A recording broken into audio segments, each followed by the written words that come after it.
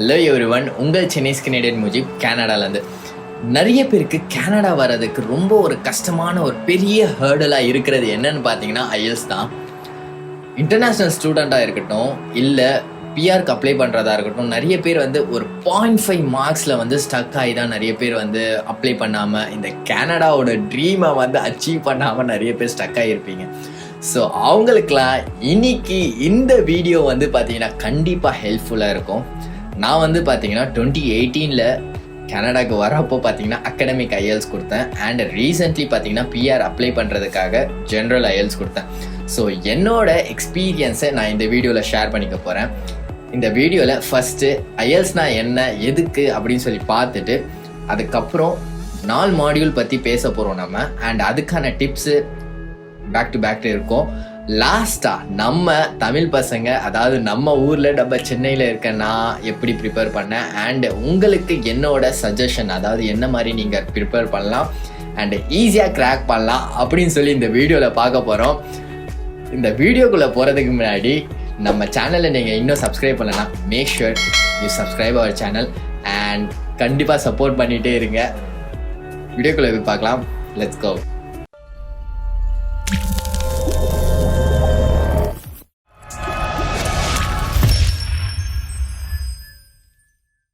ஐஎல்ஸ்னா என்ன? ஐஎல்ஸோட அப்ரிவேஷன் என்னன்னு பார்த்தீங்கன்னா international English language testing system. கனடாக்கு, அதுக்கப்புறம் ஆஸ்திரேலியா, யூகே இந்த மாதிரி கண்ட்ரீஸ்க்கெலாம் பார்த்தீங்கன்னா இங்கிலீஷ் லாங்குவேஜ் அவங்க டெஸ்ட் பண்ணுவாங்க. ஃபார் எக்ஸாம்பிள் கனடாக்கு டிப்ளமோவில் வர்றதுக்கு அண்ட் யூனிவர்சிட்டிஸ்க்கு போகிறதுக்கு அவங்களோட இங்கிலீஷ் லாங்குவேஜை டெஸ்ட் பண்ணுறதுக்கான எக்ஸாம் தான் ஐஎல்ஸ்.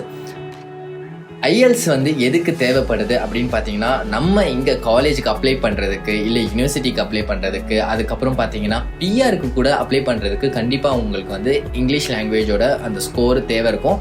அதில் ஒன் ஆஃப் த டெஸ்ட்டு தான் பார்த்தீங்கன்னா ஐஎல்ஸ். ஐஎல்ஸில் பார்த்தீங்கன்னா அகடமிக் அண்ட் ஜென்ரல் அப்படின்னு சொல்லி 2 கைண்ட் இருக்குது. நீங்கள் காலேஜுக்கு அப்ளை பண்ணுறதா இருந்தால், ஸ்டடீஸ்க்கு அப்ளை பண்ணுறதா இருந்தால் அகடமிக் ஐஎல்ஸ் எடுக்கணும். அண்ட் பிஆருக்கு அப்ளை பண்ணுற மாதிரி இருந்தால் உங்களுக்கு ஜென்ரல் ஐஎல்ஸ் எடுக்கிற மாதிரி இருக்கும். இந்த ஐஎல்ஸ் எக்ஸாம் பார்த்தீங்கன்னா உங்களுக்கு பேப்பர் பேஸ்டும் இருக்குது, கம்ப்யூட்டர் பேஸ்டும் இருக்குது. நான் என்னோட அகடமிக் இந்தியாவில் பண்ணுறது பேப்பர் பேஸ்டு பண்ணேன். அதுக்கப்புறம் இங்கே கம்ப்யூட்டர் பேஸ்டு பண்ணேன். ஐஎல்ஸில் பார்த்தீங்கன்னா 4 மாடியூல் இருக்குது. என்னென்னு பார்த்தீங்கன்னா ஐஎல்ஸ் லிசனிங், அதுக்கப்புறம் reading, writing and speaking. Mostly பார்த்தீங்கன்னா லிசனிங், ரைட்டிங் அண்ட் ரீடிங் இந்த 3மே ஒரே நாளில் இருக்கும். சம்டைம் நீங்கள் ஸ்பீக்கிங் கூட ஒரே நாளில் ஸ்கெடியூல் பண்ணலாம். அப்படி இல்லை, பட் ஒரே செக்ஷனில் கண்டிப்பாக இருக்காது, கொஞ்சம் கேப் விட்டு தான் இருக்கும். எய்தர் நீங்கள் ஒரே நாளில் ஸ்கெடியூல் பண்ணலாம், இல்லை 1 நாள் 2 நாள் கழித்து ஸ்கெடியூல் பண்ணுற மாதிரி இருக்கும். But it really depends on your schedule. So first நம்ம ஐஎல்ஸ் லிசனிங் பற்றி பார்த்தலாம். ஐஎல்ஸ் லிசனிங் பார்த்தீங்கன்னா மொத்தம் அப்ராக்சிமேட்லி 30 மினிட்ஸ் இருக்கும். உங்களுக்கு ஒரு ஆடியோ ரெக்கார்டிங் போயிட்டே இருக்கும். ஸோ அந்த ரெக்கார்டிங்கை கேட்டு நம்ம ஆன்சர் எழுதுகிற மாதிரி இருக்கும். மொத்தம் பார்த்தீங்கன்னா லைக் ஓவரால் 40 கொஷின்ஸ் நம்ம அட்டென்ட் பண்ணுற மாதிரி இருக்கும், 40 மார்க்ஸ்க்கு.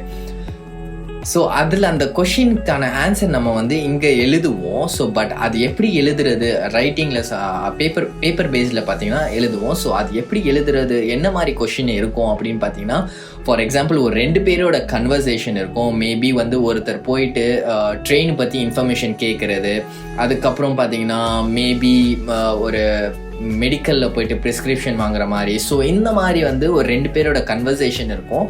ஸோ அவங்க அந்த கன்வர்சேஷனுக்கு ரிலேட்டடான கொஷின்ஸ் இங்கே இருக்கும். ஸோ அவங்க அதை நம்ம ப்ராப்பராக வாட்ச் பண்ணி எழுதுகிற மாதிரி இருக்கும். லிசனிங்கில் என்னோட டிப்ஸ் என்னென்னு பார்த்தீங்கன்னா, ஃபஸ்ட்டு உங்களுக்கு ஒரு கொஞ்சம் ஃபியூ செகண்ட்ஸ் கொடுப்பாங்க நீங்கள் கொஷின் ரீட் பண்ணுறதுக்கு. ஸோ அந்த டைமில் பார்த்தீங்கன்னா நல்லா ஸ்பீடாக கொஷினை ரீட் பண்ணி ஆன்சரை ப்ரிடிக்ட் பண்ணுங்கள். ஃபார் எக்ஸாம்பிள் person 1 person 2 அப்படின்னு சொல்லி ஒரு 2 பேர் பேசுகிறாங்க.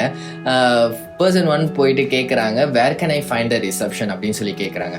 ஸோ அந்த இடத்துல you can predict that he's gonna say some direction. So அவங்க டைரக்ட் பண்ண போகிறாங்க அப்படின்னு சொல்லி நீங்கள் ப்ரிடிக்ட் பண்ணலாம். ஸோ அந்த மாதிரி உங்களோட ஆன்சரை நீங்கள் கொஞ்சம் ப்ரிடிக்ட் பண்ணி வச்சுக்கிட்டிங்கன்னா, ஸோ தட் நீங்கள் அந்த ரெக்கார்டிங் கேட்குறப்போ ப்ராப்பரான ஆன்சரை அங்கேருந்து அப்படியே பிக் பண்ணி நீங்கள் எழுதுறதுக்கு ஈஸியாக இருக்கும்.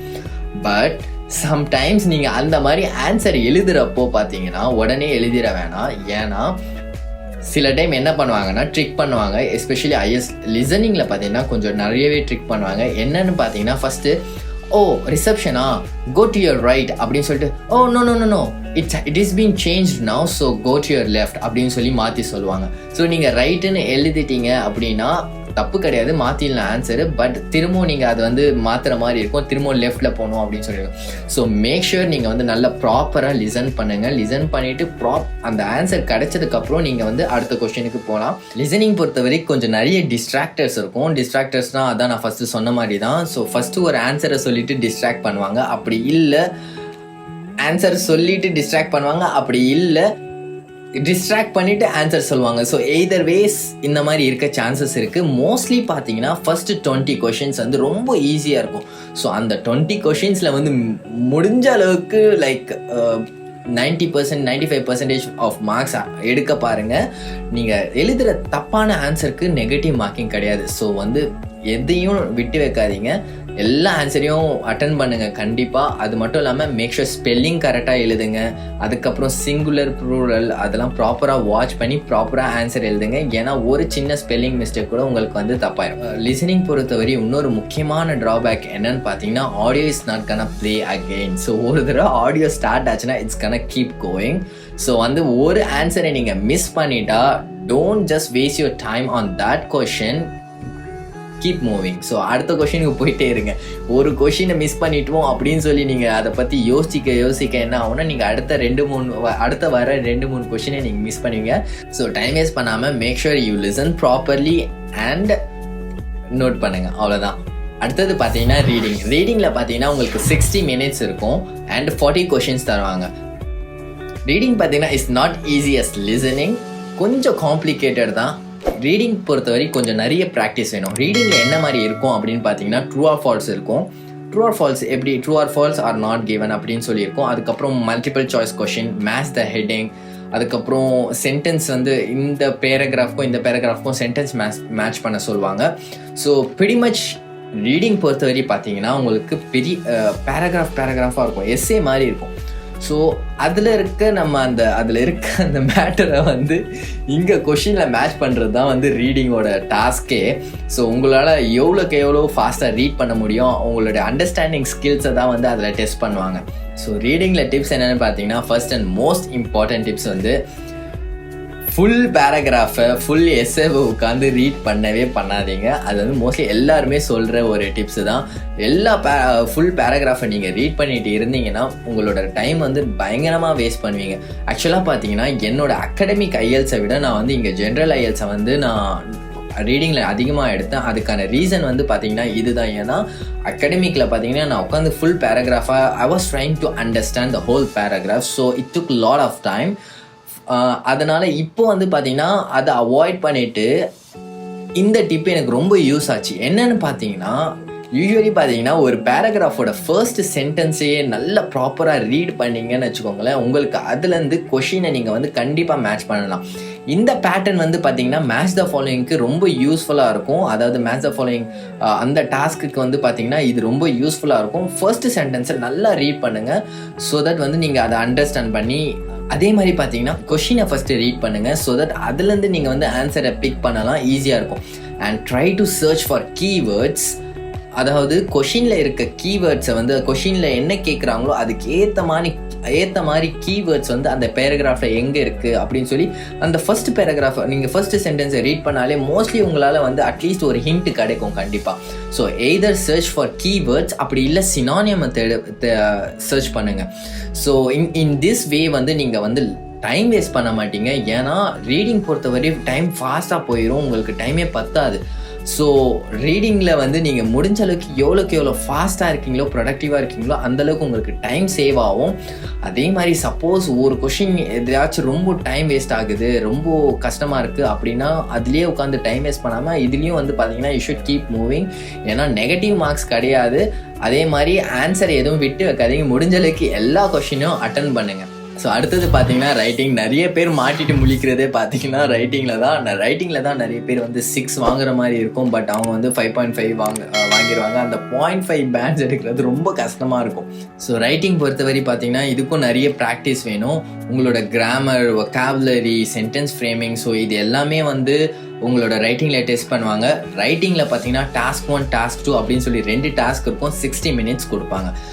டாஸ்க் 2 கேரிஸ் மோர் மார்க் தென் டாஸ்க் 1. ஸோ வந்து முடிஞ்ச அளவுக்கு வந்து பார்த்தீங்கன்னா முடிஞ்ச அளவுக்கு கண்டிப்பாக வந்து டாஸ்க் 2க்கு நிறைய டைம் ஸ்பெண்ட் பண்ணணும். அது மட்டும் இல்லாமல் டாஸ்க் 1ல் பார்த்தீங்கன்னா மேக்ஸிமம் நீங்கள் 20 minutesல அதை முடிக்க பாருங்கள்.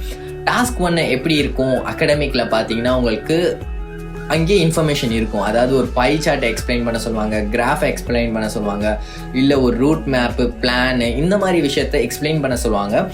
மோஸ்ட்லி பார்த்தீங்கன்னா அங்கேயே ஆன்சர் இருக்கும். நீங்கள் வந்து வெறும் அதை வந்து அப்படியே எக்ஸ்பிளைன் தான் பண்ணுற மாதிரி இருக்கும். So it's very easy. But உங்களோட ரைட்டிங் ஸ்கில்லை தான் அங்கே டெஸ்ட் பண்ணுவாங்க. அதே மாதிரி ஜென்ரலில் பார்த்தீங்கன்னா உங்களுக்கு லெட்டர் ரைட்டிங் இருக்கும். ஒரு 2-3 பேட்டர்ன் இருக்குது. ஸோ அந்த பேட்டர்னை நீங்கள் வந்து நல்லா ப்ராக்டிஸ் பண்ணாலே வந்து ரைட்டிங் பொறுத்தவரை ஈஸியாக பண்ணிடலாம். டாஸ்க் 2 பார்த்தீங்கன்னா எஸ்ஏ ரைட்டிங் இருக்கும். சில டைம் வந்து பார்த்தீங்கன்னா உங்களோட ஒப்பீனியன் கேட்பாங்க. சில டைம் வந்து பார்த்தீங்கன்னா ஒரு ஸ்டேட்மெண்ட்டை எக்ஸ்பிளைன் பண்ண சொல்லுவாங்க. மோஸ்ட்லி பார்த்தீங்கன்னா இது எல்லாமே ஜென்ரல் டாப்பிக்காக தான் இருக்கும். ஸோ கண்டிப்பாக உங்களுக்கு தெரிஞ்ச விஷயமாக தான் இருக்கும். ரைட்டிங் பொறுத்தவரை பார்த்தீங்கன்னா ஃபஸ்ட்டு பிளான் பண்ணிக்கோங்க. எப்படி நீங்கள் எழுத போகிறீங்க, என்ன சொல்ல போகிறீங்க. அதாவது நீங்கள் வந்து அந்த ஸ்டேட்மெண்ட்டை சப்போர்ட் பண்ணுறீங்களா இல்லை அந்த ஸ்டேட்மெண்ட்டுக்கு அகெயின்ஸ்டாக சொல்ல போகிறீங்களா அப்படின்னு சொல்லி நீங்கள் ஃபஸ்ட்டு டிசைட் பண்ணிவிட்டு பிளான் பண்ணிக்கோங்க. இன்ட்ரோடக்ஷனில் நீங்கள் என்ன சொல்ல போகிறீங்க, அண்ட் அட்வான்டேஜோ இல்லை டிஸ்அட்வான்டேஜ் அப்படின்னு சொல்லி, அதுக்கப்புறம் கன்க்ளூஷன். ஸோ இந்த 4 பேராகிராஃபில் நீங்கள் என்னென்ன சொல்ல போகிறீங்க அப்படின்னு சொல்லி ஒரு ஹிண்ட் மாதிரி பிளான் பண்ணிக்கோங்க. அதுக்கப்புறம் அதை அப்படியே ஆர்கனைஸ் பண்ணிக்கிட்டு அதுக்கப்புறம் ஸ்டார்ட் பண்ணுங்கள். வென் யூ ஸ்டார்ட், இது ஒரு சின்ன டிப்பு. இது எனக்கு ரொம்ப யூஸ்ஃபுல்லாக இருந்தது. என்னென்னு பார்த்தீங்கன்னா அதாவது ஒரு பேராகிராஃப் இருக்குன்னா அந்த பேராகிராஃபோட லாஸ்ட் சென்டென்ஸில் வந்து அடுத்த சென்டென்ஸ் அந்த டிரான்சிஷன் வரப்போகுது அப்படின்றதுக்கு ஒரு ஹிண்ட் மாதிரி கொடுங்க. ஸோ தட் வந்து ரீடர், அதாவது நீங்கள் ரீடருக்கு வந்து அது ஹெல்ப்ஃபுல்லாக இருக்கும் அப்படின்னு சொல்லி அது ஒரு இன்ஸ்ட்ரக்ஷன் கொடுத்துருந்தாங்க. ஸோ அது வந்து ஒரு நல்ல டிப்பாக இருந்தது. ஸோ அதே மாதிரி முக்கியமான விஷயம் என்னென்னா, உட்காந்து ஒவ்வொரு வேர்டாக உட்காந்து கவுண்ட் பண்ணிட்டு இருக்காமல் நீங்கள் ஒரு லைன் கவுண்ட் பண்ணாலே உங்களுக்கு தெரிஞ்சிடும். ஒரு 8 words இருக்கும், இல்லை மேக்ஸிமம் 10 words இருக்கும். ஸோ அந்த மாதிரி 8 or 10 அப்படின்னு சொல்லி வச்சு அதுக்கப்புறம் அப்படியே கவுண்ட் பண்ணிங்க. மல்டிப்ளை பண்ணாலே உங்களுக்கு எத்தனை லைன் எழுதிருக்கீங்க அப்படின்ட்டு மல்டிப்ளை பண்ணாலே உங்களுக்கு தெரிஞ்சிடும்.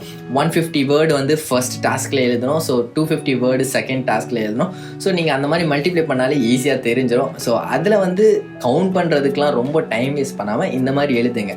இன்னொரு முக்கியமான விஷயம் என்னென்னா, யூஸ் பண்ண வேர்டே திரும்ப யூஸ் பண்ணாமல், ஃபார் எக்ஸாம்பிள் வந்து டிஸ்அட்வான்டேஜ் இருக்குன்னா திரும்ப டிஸ்அட்வான்டேஜ் யூஸ் பண்ணாமல், இல்லை கொஸ்டின்லேயே டிஸ்அட்வான்டேஜ் கொடுத்துருக்காங்கன்னா அதையே அப்படியே யூஸ் பண்ணாமல் அதை வந்து வேறு ஏதாச்சும் சினானியம் யூஸ் பண்ண பாருங்கள். லைக் ட்ராபேக்கு, டவுன் சைடு, இந்த மாதிரி டிஃப்ரெண்ட்டாக யூஸ் பண்ண பாருங்கள். ஸோ தட் வந்து அந்த வேர்டு வந்து கவுண்டில் எடுத்துப்பாங்க. ஸோ இதெல்லாம் வந்து சின்ன சின்ன டிப்ஸு. இதை நீங்கள் கொஞ்சம் ஃபாலோ பண்ணிங்கன்னா உங்களுக்கு வந்து உங்களோட மார்க்ஸ் வந்து கொஞ்சம் பூஸ்ட் ஆகும். லாஸ்ட்டாக பார்த்தீங்கன்னா ஸ்பீக்கிங் பொறுத்தவரை பார்த்தீங்கன்னா ரொம்ப கஷ்டம்லாம் கிடையாது, ஈஸியாக தான் இருக்கும். ஸ்பீக்கிங்கில் ஃபஸ்ட்டு பார்த்தீங்கன்னா உங்களுக்கு வந்து ஜென்ரல் கொஸ்டின் தான் இருக்கும். எடுத்தோடனே போயிட்டு உங்களுக்கு எக்ஸாமினர் வந்து என்ன பண்ணுவாங்கன்னா நார்மலாக தான் பேசுவாங்க. அதாவது ஃபேமிலி பற்றி, ஒர்க் பற்றி, இந்த மாதிரி ஜென்ரல் கொஸ்டினாக தான் இருக்கும். சப்போஸ் நான் இப்போ கனடாவில் இருக்கேன்னா இங்கே இருக்க கனடாவில் உங்களோட எக்ஸ்பீரியன்ஸ் எப்படி இருக்குது, அந்த மாதிரி ஜென்ரல் கொஸ்டினாக தான் இருக்கும். அதுக்கப்புறம் பார்த்தீங்கன்னா டாஸ்க் கார்டு கொடுப்பாங்க. அந்த டாஸ்க் கார்டில் பார்த்தீங்கன்னா உங்களுக்கு ஸ்டேட்மெண்ட் இருக்கும். ஸோ அதை பற்றி ஒரு 2 to 3 minutes, approximately 2 to 3 minutes அந்த மாதிரி பேச சொல்லுவாங்க. ஸோ கண்டினியூஸ்லி பேசிகிட்டே இருங்க, நிறுத்திடாதீங்க. அவங்க நிறுத்த சொல்கிற வரையும் நீங்கள் நிறுத்த வேணாம், நீங்கள் பாட்டுக்கு ஜாலியாக பேசிகிட்டே இருங்க. ஸ்பீக்கிங் பொறுத்தவரை ஒரு ரொம்ப முக்கியமான விஷயம் என்னென்னா, ஸ்பீக்கிங் எக்ஸாம் போகிறதுக்கு முன்னாடி ஒரு நாள் முன்னாடி நல்லா தூங்கிட்டு போங்க. ஏன்னா அங்கே வந்து போயிட்டு நீங்கள் கொஞ்சம் ஸ்ட்ரெஸ்டாக இருந்தீங்கன்னா கண்டிப்பாக கொஞ்சம் பேனிக் ஆயிடுவீங்க, பயந்து ப்ராப்பராக ரெஸ்பாண்ட் பண்ண மாட்டீங்க. ஸோ நல்லா ரெஸ்ட் எடுத்துகிட்டு போங்க. ஸோ தட் வந்து நல்ல மார்க் எடுக்க ஈஸியாக இருக்கும். அதுக்கப்புறம் பார்த்தீங்கன்னா அந்த டாபிக் ரிலேட்டடாகவே பார்த்தீங்கன்னா அவங்க கொஷின் கேட்பாங்க. ஸ்பீக்கிங் பொறுத்தவரை டிப்ஸ் என்னென்னு பார்த்தீங்கன்னா, ஒரு முக்கியமான டிப்ஸ், அந்த 2 to 3 minutes அவங்க பேச சொல்கிறாங்களே அப்போது வந்து நிறுத்தாதீங்க, நீங்கள் பாட்டுக்கு பேசிகிட்டே இருங்க ஜாலியாக. அவங்க நிறுத்துங்க அப்படின்னு சொல்லி சொன்னதுக்கப்புறம் நிறுத்திக்கோங்க. அதே மாதிரி ஸ்பீக்கிங் பொறுத்தவரை கொஞ்சம் கொஞ்சமாச்சு பொய் சொல்ல தெரியணும். ஏன்னா சப்போஸ் இப்போது ஃபார் எக்ஸாம்பிள் எனக்கு வந்து பார்த்தீங்கன்னா என்னோட அகாடமிக்கில் வந்து என்ன கொஷின் கேட்டிருந்தாங்கன்னா, உங்கள் ஏரியாவில் இருக்க ஒரு பெரிய இண்டஸ்ட்ரி பற்றி பேசுங்க அப்படின்னு சொல்லியிருந்தாங்க. இண்டஸ்ட்ரியோ மேனுஃபேக்சரிங் கம்பெனி அந்த மாதிரி ஏதாவது பற்றி பேசுங்க அப்படின்னு சொல்லியிருந்தாங்க. எங்கள் ஏரியாவில் அந்த மாதிரி கம்பெனிலாம் எதுவும் இல்லை. ஸோ நான் வந்து எங்கள் ஏரியாவில் அந்த மாதிரி கம்பெனிலாம் இல்லைங்க, எனக்கு தெரியாது அப்படின்னு சொல்ல முடியாது. ஸோ ஜஸ்ட் என்ன சொல்கிறது, அப்படியே மேக்கப் பண்ணி எங்கேயோ இருக்க ஒரு கம்பெனியை தூக்கி உங்கள் ஏரியாவில் இருக்கிற மாதிரி இமேஜின் பண்ணி நீங்கள் பாட்டு ஜாலியாக பேசிகிட்டே இருக்கணும். ஸோ அதுதான் ஸ்பீக்கிங் பொறுத்தவரை. ஆக்சுவலாக பார்த்தீங்கன்னா நான் என்ன யோசிச்சேன்னா, இங்கே வந்து நம்ம இங்கிலீஷ்லேயே பேசிகிட்டு இருக்கோமே ஒரு 2-3 இயர்ஸாக. ஸோ கண்டிப்பாக வந்து பார்த்தீங்கன்னா ஜென்ரல் எக்ஸாம் இங்கே கொடுத்தப்போ, ஜென்ரல் டெஸ்ட் இங்கே கொடுத்தப்போ நிறைய மார்க்ஸ் வரும் அப்படின்னு சொல்லி நான் எதிர்பார்த்தேன். அந்த மாதிரிலாம் ஒன்றுமே கிடையாது. ஆக்சுவலாக பார்த்தீங்கன்னா அங்கே வாங்கினதை விட இங்கே கம்மியாக வாங்கினேன், இல்லை லைக் சேம் தான் வாங்கினேன்னு நினைக்கிறேன். It's not a big hike, main 0.5 ஏதோ எக்ஸ்ட்ரா வாங்கினேன் போல். பட் பெருசாக எதுவும் டிஃப்ரென்ஸ்லாம் இல்லை. ஏன்னா இங்கே வந்து எப்படின்னா நம்ம பேசுகிற இங்கிலீஷ்க்கும் அங்கே ஐஎல்ஸ் டெஸ்ட்டில் அவங்க எதிர்பார்க்குற இங்கிலீஷும் வேறு. ஏன்னா கிராமரு, அந்த சென்டென்ஸ் ஃப்ரேமிங்கு, வொக்காபுலரி, ஸோ இது எல்லாமே டெஸ்ட் பண்ணுவாங்க கண்டிப்பாக. ஸோ இது எல்லாமே மனசில் வச்சுக்கிட்டு நீங்கள் வந்து ஜாலியாக பட் காமன் நைஸாக நீங்கள் ரெஸ்பாண்ட் பண்ணாலே இதில் வந்து ஐஎல்ஸ் ஸ்பீக்கிங்கில் நிறைய மார்க் எடுக்க நிறைய சான்சஸ் இருக்குது. ஸோ ஐஎல்ஸ் பொறுத்தவரை இதுதான் 4 மாடியூலு. ஸோ 4 மாடியூலோட டிப்ஸும் சொல்லிட்டேன். எனக்கு தெரிஞ்ச டிப்ஸ் எல்லாத்தையும் சொல்லிட்டேன். ஸோ ப்ரிப்பேர் பண்ணது எப்படி பண்ணலாம் அப்படின்னு பார்த்தீங்கன்னா, இட் ரியலி டிபெண்ட்ஸ். என்னோட ஃபர்ஸ்ட் ஆன்சர் என்ன இருக்கும்னா, it really depends on your own ability. அதுதான் நான் ஃபஸ்ட்டு சொல்லுவேன். ஏன்னா சில பேர் வந்து நல்லா இங்கிலீஷ் தெரிஞ்சிருக்கும், அவங்க வந்து இங்கிலீஷ் மீடியம்லேயே படிச்சிருப்பாங்க காலேஜ், அண்ட் அவங்க ஸ்கூலில் இங்கிலீஷ் பேசுகிற ஸ்கூல்லேயே படிச்சிருப்பாங்க. ஸோ அவங்களுக்கு வந்து கொஞ்சம் ஈஸியாக இருக்கும். பட் சில பேர் வந்து பார்த்திங்கன்னா தமிழ் மீடியமில் படித்து அதுக்கப்புறம் காலேஜில் வந்து இங்கிலீஷில் ஸ்டார்ட் பண்ணியிருப்பீங்க. ஸோ அவங்களுக்கு கொஞ்சம் கஷ்டமாக தான் இருக்கும். ஸோ இந்த மாதிரி இருக்கிறப்போ it's really depends on your own ability. But generally பார்த்தீங்கன்னா நான் வந்து இந்தியாவில் வந்து பிரிட்டிஷ் கவுன்சிலில் தான் வந்து போனேன். நான் ஐ திங்க் 10 டேஸோ 1 வீக்கோ ஏதோ கிளாஸ் இருந்தது, அந்த கிளாஸ்க்கு தான் போனேன். அது வந்து பார்த்தீங்கன்னா உங்களுடைய ஸ்கில்லை இன்க்ரீஸ் பண்ணுமா அப்படின்னு பார்த்தீங்கன்னா, அதாவது உங்களுடைய நாலேஜை, அந்த கம்யூனிகேஷன் நாலேஜ் இன்க்ரீஸ் பண்ணுமா அந்த கிளாஸ் அப்படின்னு பார்த்தீங்கன்னா கண்டிப்பாக கிடையாது. ரியலி உங்களோட ஸ்கில்லை வந்து பாலிஷ் பண்ணுவாங்க. அதாவது ஐஎல்ஸ் நீங்கள் எப்படி ஃபேஸ் பண்ணலாம் அப்படின்னு சொல்லி அதுக்கான டிப்ஸ் அண்ட் ட்ரிக்ஸ் தான் வந்து உங்களை பாலிஷ் பண்ணுவாங்க தவிர மற்றபடி உங்களோட ஸ்கில்லை தான் வந்து இன்க்ரீஸ் பண்ண மாட்டாங்க. இன்கேஸ் இப்போ நீங்கள் வந்து பண்ண போகிறீங்க அப்படின்னா ஃபஸ்ட்டு நான் என்ன சொல்லுவேன் அப்படின்னா, பிரிட்டிஷ் கவுன்சில் வெப்சைட்லேயே பார்த்தீங்கன்னா உங்களுக்கு 2 சாம்பிள் பேப்பர்ஸ் வந்து ஃப்ரீயாக இருக்கும். ஸோ அந்த சாம்பிள் பேப்பர்ஸே ட்ரை பண்ணுங்கள். ஸோ அதில் வந்து நீங்கள் ஓரளவுக்கு நல்ல ஸ்கோர் எடுத்தீங்க அப்படின்னா மேக்ஸிமம் ஒரு 20 to 30 days, இல்லை ஒரு 2 monthsலாம் ரொம்ப அதிகம். ஆக்சுவலாக ஒரு 20 to 40 daysக்குள்ளே வந்து ப்ராப்பராக பிளான் பண்ணி எக்ஸாமுக்கு அட்டன் பண்ணாலே நல்ல மார்க்ஸ் கண்டிப்பாக கிராக் பண்ணுற சான்சஸ் நிறைய இருக்குது அந்த 20 to 40 daysலேயே. ஏன்னா த மோர் யூ டேக் லாங்கர், அதுக்கப்புறம் அந்த இன்ட்ரெஸ்ட் போயிடும், நீங்கள் வந்து ப்ராப்பராக ப்ரிப்பேர் பண்ணுற அந்த சான்ஸ் கிடைக்காது. அதாவது நீங்கள் இப்போ ஓரளவுக்கு நார்மலாக நல்ல மார்க் எடுக்கிறீங்க அந்த சாம்பிள் பேப்பர்லேயே அப்படின்னா, ஸோ அதுக்கப்புறம் பார்த்தீங்கன்னா ஒரு 20 to 40 days நீங்கள் எவ்ரிடே ஒரு 5 to 6 hours உட்காந்து ப்ரிப்பேர் பண்ணணும். ஐஎல்ஸ் கண்டிப்பாக 5 to 6 hours நீங்கள் உட்காந்து ப்ரிப்பேர் பண்ணணும். ஸோ அந்த மாதிரி நீங்கள் ப்ரிப்பேர் பண்ணீங்க அப்படின்னா கண்டிப்பாக ஈஸியாக கிராக் பண்ணலாம், கஷ்டம்லாம் கிடையாது. அதே மாதிரி அந்த ப்ரிப்ரேஷன் டைமில் பார்த்தீங்கன்னா முடிஞ்ச அளவுக்கு உங்களோட ஃப்ரெண்ட்ஸ் எல்லாம் அவாய்ட் பண்ணிடுங்க. அவங்க கூட நம்ம தமிழில் பேச அதுவே நமக்கு வந்து வந்துட்டே இருக்கும். இஃப் இட் இஸ் பாசிபிள் உங்களால் முடிஞ்சால் ஏதாச்சும் இங்கிலீஷில் பேசுகிற கேர்ள் ஃப்ரெண்டாக பார்த்து நீங்கள் பேசுனீங்கன்னா உங்களுக்கு அது வந்து கண்டிப்பாக ஹெல்ப்ஃபுல்லாக இருக்கும். இது வந்து பர்சனல் சஜஷன்லாம் இல்லை, ஜஸ்ட் டிப், அவ்வளோதான். அதுக்கப்புறம் பார்த்தீங்கன்னா இங்கிலீஷ் மூவிஸ்லாம் பாருங்கள். அதாவது அந்த டைலாக் இருக்க மூவிஸாக பாருங்கள். இங்கிலீஷ் மூவிஸ்னால் வேறு மாதிரி மூவிஸ்லாம் இல்லை, அந்த டைலாக் இருக்க மூவிஸாக பாருங்கள். ஸ்டார்டிங்கில் சப்டைட்டில் வச்சே பாருங்கள். ஸோ தட் வந்து உங்களுக்கு புரியும், ரீட் பண்ணி அண்டர்ஸ்டாண்ட் பண்ணிக்கலாம். போக போக பார்த்தீங்கன்னா சப்டைட்டில் எடுத்துகிட்டு அப்படியே முடிஞ்ச அளவுக்கு அப்படியே லிசன் பண்ண ட்ரை பண்ணுங்கள். ஸோ இந்த மாதிரி சின்ன சின்ன விஷயம்லாம் வந்து கண்டிப்பாக ஹெல்ப்ஃபுல்லாக இருக்கும் உங்களுக்கு. அதே மாதிரி ரைட்டிங் பொறுத்தவரை பார்த்தீங்கன்னா கண்டிப்பாக நிறைய பேர் வந்து ரைட்டிங் டெஸ்ட்டுக்கு வந்து பார்த்தீங்கன்னா சாம்பிள் பேப்பர்ஸே ப்ரிப்பேர் பண்ணுறதே கிடையாது. நானும் ப்ரிப்பேர் பண்ணலை. ஸோ அந்த தப்பு பண்ணாதீங்க. முடிஞ்ச அளவுக்கு ரைட்டிங்க்கு நிறைய தடவை ப்ராக்டிஸ் பண்ணிகிட்டே இருங்க. சும்மா எழுதுறேன்னா அடிக்கடி எழுதிட்டே இருக்க வேணாம். எழுதி அதை என்ன தப்பு இருக்குது, try to see what you can, அதுலேருந்து என்ன பெட்டராக பண்ணலாம், அது என்ன தப்பு இருக்குது, what you can make better அப்படின்னு சொல்லி அதில் வந்து ரைட்டிங்கில் வந்து கரெக்ஷன் பண்ணி அதுக்கப்புறம் அந்த கரெக்ஷனை நீங்கள் வந்து அடுத்த டெஸ்ட்டில் வந்து முடிஞ்ச அளவுக்கு ரெஸ்பாண்ட். ஹோப்ஃபுல்லி இந்த வீடியோ கண்டிப்பாக உங்களுக்கு ஹெல்ப்ஃபுல்லாக இருக்கும்னு நினைக்கிறேன். பயப்படவே வேணாம், ஜாலியாக நல்ல ஒரு கான்ஃபிடென்ட்டோட யார் என்ன சொன்னாலும் நீங்கள் அந்த ஐஎல்ஸ் எழுதணும், கனடா வரணும் அப்படின்னு பிளான் இருக்குல்ல, ஸோ கண்டிப்பாக எழுதணும், கிராக் பண்ணணும் அப்படின்னு அந்த ஒரு எஃபர்ட்டோட அந்த ஒரு எனர்ஜியோட போயிட்டு அட்டன் பண்ணுங்கள். சப்போஸ் நீங்கள் ஒரு டைம் 2 டைம் வந்து 0.5ல் மிஸ் ஆகிடுச்சு அப்படின்னா அதை வந்து உடனே திரும்பவும் கரெக்ட் பண்ணி ப்ரிப்பேர் பண்ணி உடனே கொடுக்க பாருங்கள். ஸோ கண்டிப்பாக பண்ணலாம், அவ்வளோ கஷ்டம்லாம் இல்லை, ஈஸியாக பண்ணலாம். கண்டிப்பாக இந்த வீடியோ ஹெல்ப்ஃபுல்லாக இருக்கும்னு நினைக்கிறேன். Thank you so much from Mujeeb. உங்களை அடுத்த வீடியோவில் பார்க்குறேன். Bye bye, see you, peace out.